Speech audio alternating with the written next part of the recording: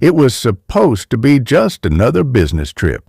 Jason, a traveling sales rep, had checked into countless hotels across the country. This time, it was the old, towering Bellevue Hotel, located in a forgotten part of town, booked for him by his company. It wasn't Jason's first choice, but with most other hotels fully occupied due to a local festival, he didn't have much of a say. As he approached the check-in counter, the old receptionist looked up at him with tired eyes. "You're in room 612, she said, sliding the key across the counter. Just as he reached for it, her hand hesitated. "If you hear anything strange at night, just don't go near the door," she whispered. Jason raised an eyebrow, half amused and half concerned, but before he could ask more, the receptionist shuffled away to the back office. Shaking off the odd encounter, he took the creaky elevator to the 6th floor. The hallway was eerily silent, with peeling wallpaper and flickering lights adding to the unsettling ambiance. Room 612 was at the end of the hall. As he unlocked the door, he couldn't help but notice deep scratches around the doorframe, as if someone, or something, had tried to claw their way in. Inside, the room was surprisingly neat, but carried a musty odor as though it hadn't been occupied for a long time. That night, as Jason lay in bed, exhausted from his travels, he heard it, a faint, rhythmic tapping coming from the hallway. Sitting up, he strained to listen. It was coming from right outside his door. Curiosity gnawed at him, but remembering the receptionist's warning, he resisted the urge to check. The tapping continued, growing louder and more insistent before abruptly stopping. Jason forced himself to sleep, but at 3:13 a.m., he was jolted awake by a loud bang on the door, followed by a muffled scream. Heart pounding, he grabbed his phone, ready to call the front desk, but when he glanced at the screen, it was distorted, static, covering the display. A cold breeze swept through the room despite the windows being tightly shut. The next morning, he confronted the receptionist, who looked pale and anxious.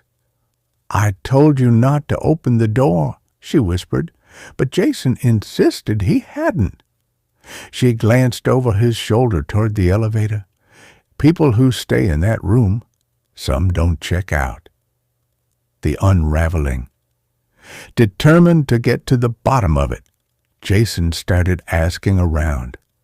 A janitor cleaning the lobby whispered a story about a guest who stayed in room 6 12 years ago, a man who had barricaded himself inside, claiming he was being followed by something from his nightmares.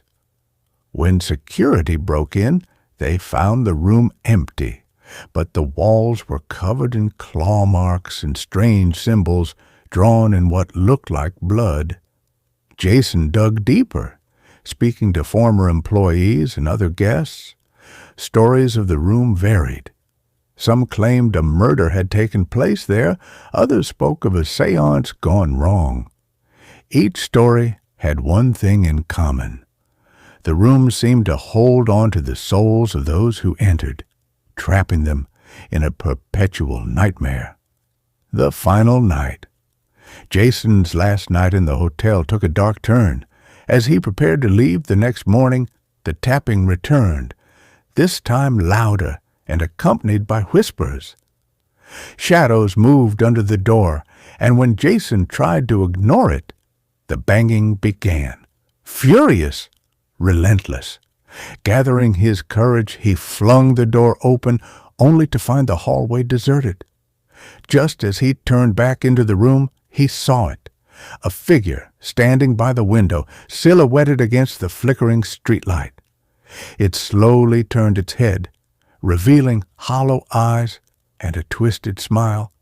Jason screamed, but no sound came out.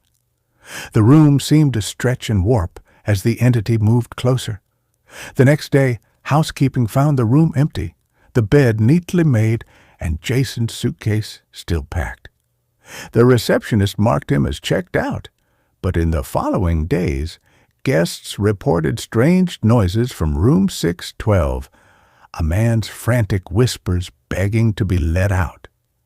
In the weeks that followed, the hotel tried to close off room 612, but guests kept hearing noises coming from behind the locked door, whispers banging, and sometimes a desperate scream. The Bellevue Hotel eventually shut down, but locals still tell the tale of the man who vanished in room 612.